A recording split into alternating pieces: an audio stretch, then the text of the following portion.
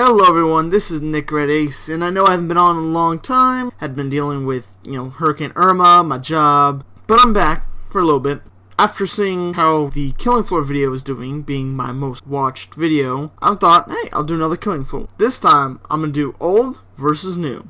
Killing Floor 1 versus Killing Floor 2.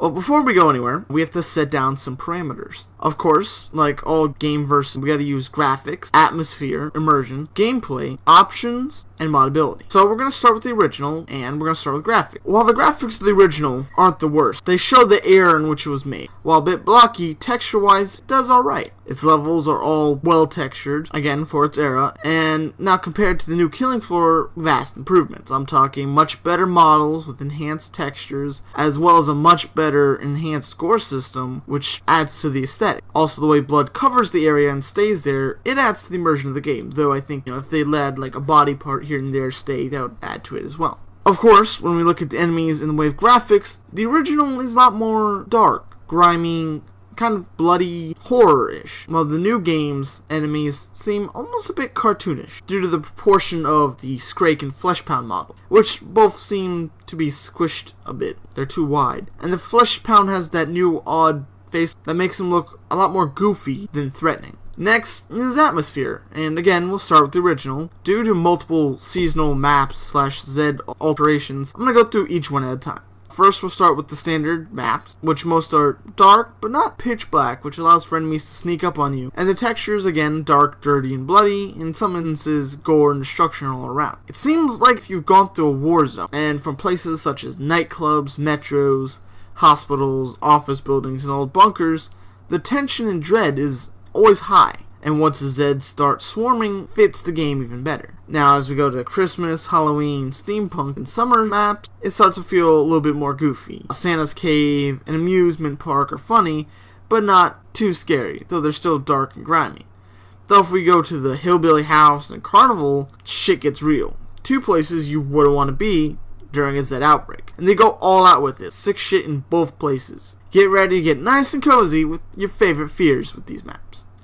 The same can be said about seasonal Zeds. While Christmas and Halloween can be pretty entertaining, fighting snowmen, zombie elves, hillbillies, the summer sideshow is just creepy. Like clowns. How about midgets on stilts with claws? Or maybe monkeys with chainsaws? Welcome to the perfect matching of maps and Zeds when they all come together. Now let's talk about the new version. It seems to be a bit too clean. Destruction and gore are still rampant, and immersion is there, and the levels are better on the eyes, but something seems a bit off. The maps are varied, and some have more interesting sets like castles and labs, which explains a bit of the lore, but still it seems to be just a bit too clean. But how do the Zeds fare? Well, with more Zeds, there's more options to fail. But they fare quite well. All the clots seem like scientific experiments. The slasher looks creepy, the alpha clot looks imposing, the cyst looks disgusting and ew. All the new Zeds look great and fit the role, with the exception of the Scrakes and Fleshpounds, which again look really goofy and just off from the rest. They're again just a bit too wide. It's kind of like the Doom Knight from Doom 3. He's not squished. He seems proportional, but the Fleshpounds and Scrakes, they don't look proportional to me. They just look really off. Now on to the game. What has changed? Well, both still have wave gameplay with ever-increasing amounts of Zeds. Both utilize multiple classes and maps. But the main difference is with the newer version. While it has all the gameplay we loved from the original, it adds on to it in two ways. Giving the classes actual perks makes progression a lot more enjoyable. Even the first perk you get makes a huge difference playing with that class, which is a lot better than the original's damage / stat buffs. The next addition is with the difficulty in enemies. While it could have been better giving every Zed 2 or 3 difficulty forms, adding them is still engaging. Instead of the original, in which adding difficulty simply increased the number of Zeds and their health pool, the new one adds a few upgraded variants in addition to the original's buffs. The special crawlers that explode if not headshot, and the super clots that buff other Zeds are cool and interesting ways of approaching difficulty. Now if they continued that with other Zeds, that would be awesome. Second to last is options. What can you configure between the games? Both are very similar in this section, except for the fact that Killing Floor 2 allows character and weapon customization, as well as the aforementioned class customizations with perks. KillingFloor2 really takes the cake, no doubt about it. Lastly is modding and modability, which seems to have been a subject of corporate cheese when it comes to these two games. Killing Floor had a ton of mods, which doubled if not tripled the replayability and longevity of the game. But KillingFloor2, though it has a good amount of map mods, it lacks many other types of mods. The new system of adding new content is pretty cool, having players vote for which new customization options they want, which is commendable, but I've got more than a few gripes with the system. First off, to get these new hats, armors, etc., you need to either play a lot of rounds and break down the crap loot until you get enough scrap that you can craft something better, aka grinding, in which is still random, so you might just get total garbage for hours of gameplay, or you can try their boxes. I mean, they're cheap at like 28 cents a box, which is great. Wait, no it isn't, because you need a key for the boxes, which are like $2.50 each, and each box only gives you like one item, which is less random than upgrading, but each box still has one of like 5 options, and each of those have like 4 color options attached to that. It's just a pain, and super rare loot can be sold for like $100 on Steam. So that's that. So what's the verdict? Which is better? Well, it's a hard choice.